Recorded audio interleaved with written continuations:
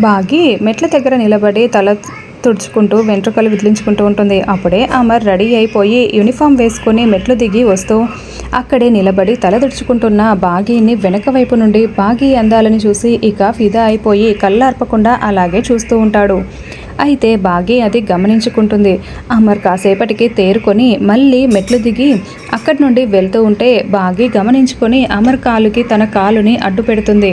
ఇక బాగీని కింద పడిపోతూ ఉంటే అమర్ పట్టుకుంటాడు. ఇద్దరు కళ్ళల్లో కళ్ళు పెట్టుకొని తదేకంగా చూసుకుంటూ ఉంటారు. అమర్కైతే బాగీ ఒంటిపై ఉన్న ఆ తడి నీటి చుక్కల్ని చూసి ఇంతకుముందు బాగీతో గడిపిన దగ్గరి జ్ఞాపకాలన్నీ గుర్తు చేసుకుంటూ ఉంటాడు.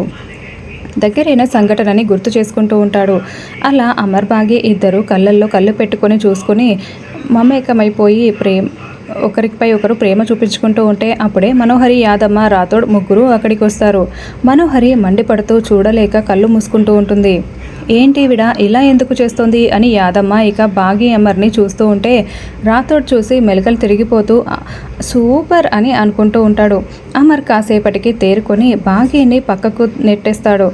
ఇక బాగి మాత్రం చాలా సిగ్గుపడిపోతూ థ్యాంక్ యూ సో మచ్ అండి, నాకు మన పాత జ్ఞాపకాలు గుర్తుకు వచ్చాయి అని బాగి చెప్తూ ఉంటే అమర్ తదేకంగా బాగి వైపు చూస్తూ ఉంటాడు.